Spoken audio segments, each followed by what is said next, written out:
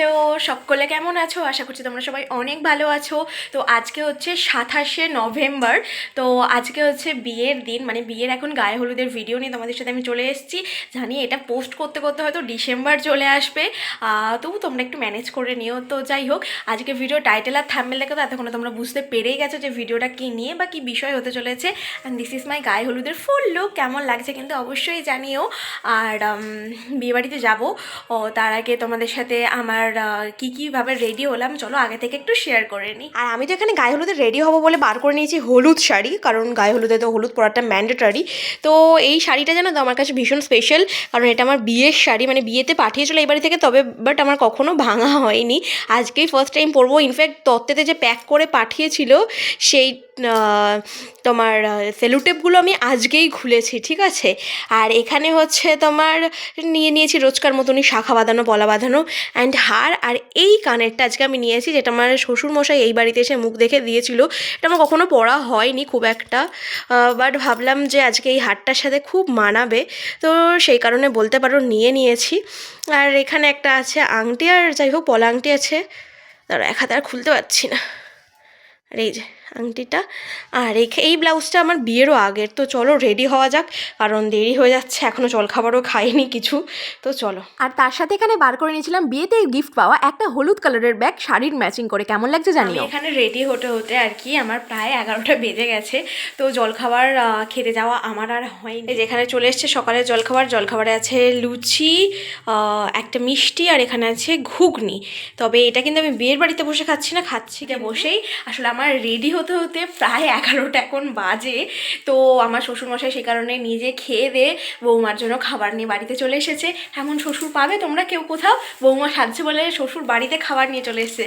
আসলে সত্যি মানুষগুলো আমাকে খুবই ভালোবাসে। তো যাই হোক, আমার রেডি হওয়া তো অলমোস্ট ডান। তো চলো এবার খাওয়া দাওয়া করে নিই। খাওয়া দাওয়া হলে, এখন যদিও কোনেও নেই, কোনে গেছে ফটোশ্যুট করতে আমাদের গঙ্গার ঘাটে, এখানে শ্যামসুন্দর ঘাটে। তো আমি এখন খাওয়া দাওয়া করে কোনে বাড়িতে এলে বা গায়ে হলুদের তত্ত্ব এলে তখন আবার ওখানে যাব। আমি এখনও সকাল থেকে একবারও যাইনি, শ্বশুর শাশুড়ি গিয়ে ঘুরে এসছে আর আমার খাবারটা নিয়ে এসছে। তো চলো খেয়ে নিই, কারণ অলরেডি সত্যি রেডি হতে তো আমারও নিজের প্রচণ্ড খিদে পেয়ে গেছে। এই যে এখন আমি খেতে বসে পড়েছি, তবে খেতে বসে না শুধু একটাই ভয় করছিল, লিপস্টিকটা এক্ষুনি যাবে ঘেটে এত সাজুগুজু করার পরে। তবে ভয় পেলে যে চলবে না, খাবার দাবার বিয়ে বাড়িতে একেবারে মিস করা যাবে না, তাই না বলো? ছোলার ডাল সত্যি খুব ভালো খেতে করেছে। আর তাই ভয় হচ্ছে একটা, এই যে লিপস্টিক পরেছি এটাকে আবার পরতে হবে, উঠে যাচ্ছে। চলো খাওয়া দাওয়া করে নিই, কারণ প্রচণ্ড জোর খিদে পেয়ে গেছে সত্যি আমার। মিষ্টিও আছে। যাই হোক, সকালে খাওয়া দাওয়া শেষ করে তো এখন আমি বিয়েবাড়ির উদ্দেশ্যে রওনা দিয়ে দিয়েছিলাম। আর আমার বাড়ি থেকে বিয়েবাড়িটা যে কতটা দূর তোমরা তো সেটা আগের ভিডিওতেও দেখেছো আশা করি।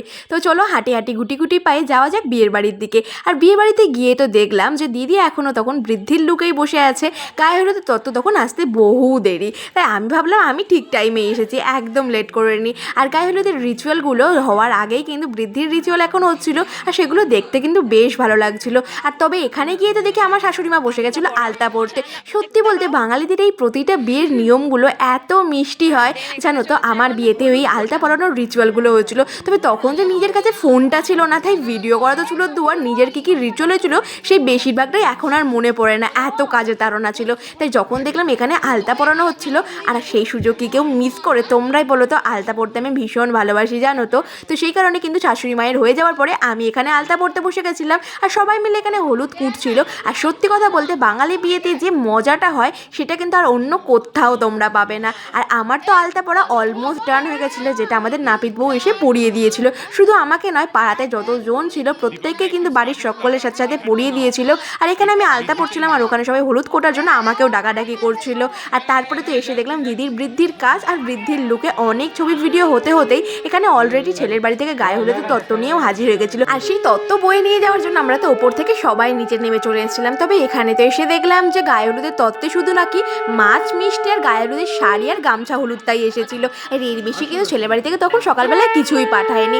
আসলে ছেলের বাড়িতে যেহেতু লোকজন কম থাকাতে ওনারা সমস্তটাই নাকি রাত্রিবেলা নিয়ে আসবে, তাই যতটুকু এসেছিলো সকালবেলার ভিডিওতে কিন্তু আমি তোমাদের সাথে ততটাই শেয়ার করলাম। আর হ্যাঁ, এখানে কিন্তু দুটো মিষ্টির হাড়িও এসেছিলো, যেটা আমি বলতে তোমাদের সাথে ভুলে গেছিলাম। আর বিয়ের ভিডিওতে না হয় বাকিগুলো অবশ্যই তোমাদের সাথে শেয়ার করে দেবো। আর এই হচ্ছে বাড়ির সব থেকে বড় সদস্য। কি বলছো?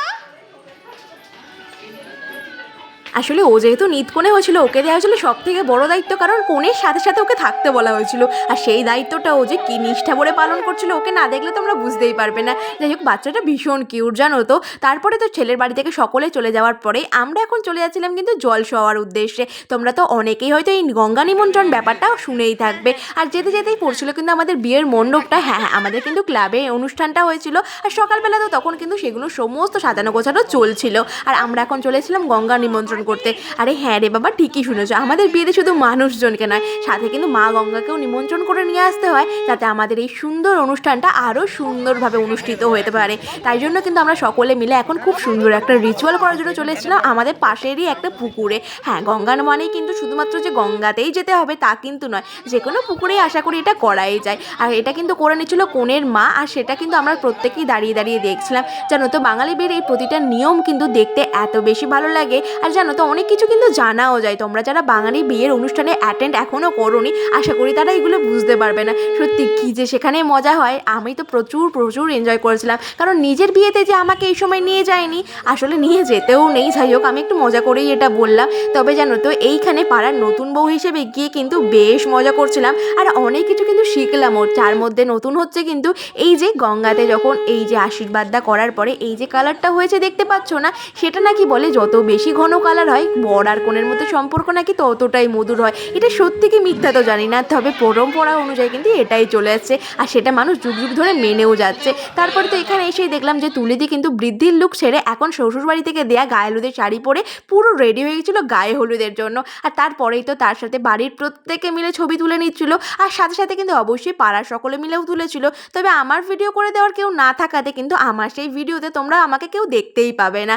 আর এখানে কিন্তু আমার শাশুড়ি মায়ের সাথে সাথে পাড়ার প্রত্যেকে অনেকে মিলে ছবি তুলেছিল তুলিদির সাথে, আর সেইগুলোই কিন্তু আমি একটুখানি অল্প করে ক্যাপচারও করে নিচ্ছিলাম। আর কারণ তারপরেই যে শুরু হয়ে যাবে এখন গায়ে হলুদের সমস্ত রিচুয়ালগুলো। আচ্ছা, তোমরা গায়ে হলুদের কোন কোন রিচুয়ালগুলো সব থেকে বেশি মিস করো নিজের বিয়ে, অবশ্যই কিন্তু আমাকে কমেন্টে জানিও।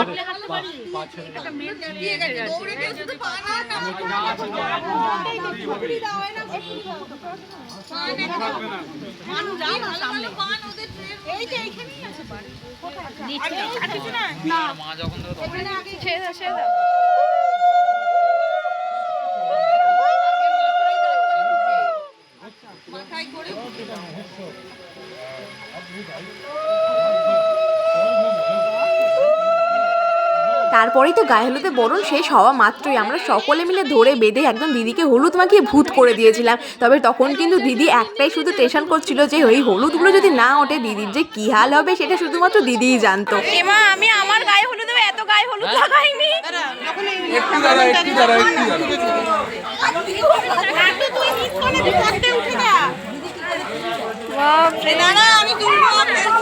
তারপরে কি দিদির সে শুরু হয়ে গেছিলো তাড়াহুড়ো, কারণ সত্যি কথা বলতে গিয়ে এই হলুদগুলো যদি একবার মুখে বসে যায় তাহলে যে সেগুলো কোনো মতেই উঠবে না। তবে এই যে মজা, এই যে রিচুয়ালগুলো তো মিস করা যাবে না, তাই না বলো? আর এই ফুল চোরার ঘটনাটা কিন্তু আমরাও ঘটিয়েছিলাম, বাট সেই ভিডিওটা আমার কাছে নেই। যদি কখনো পাই তোমাদের সাথে অবশ্যই সেটা শেয়ার করে দেবো। আর তারপরেই তো সমস্ত রিচুয়াল মিটে যাওয়ার পরে এখন আমার শাশুড়ি মারা প্রত্যেকে মিলে করছিল কিন্তু আরও যা যা বিয়ের রিচুয়াল ছিল মানে গায়ে হলুদের, সেগুলোকেই করছিল।